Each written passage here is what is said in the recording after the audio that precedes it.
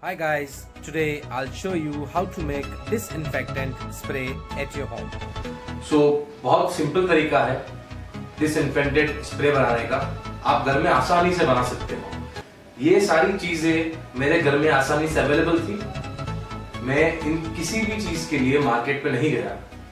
मेरे पास खाली बोतल है, उबला हुआ पानी है, सेवलॉन है और ये फिनाइल है।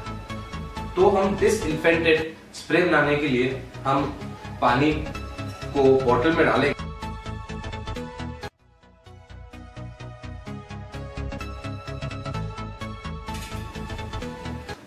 अब हम 3 ढक्कन इसके अंदर सेवलॉन डालेंगे।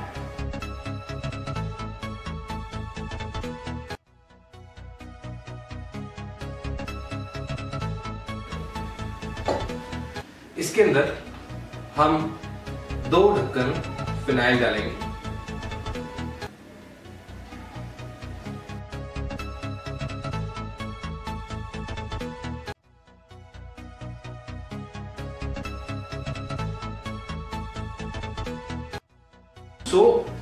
डिसइंफेक्टेंट स्प्रे बनाने का सबसे आसान तरीका, थोड़ा शेक करेंगे।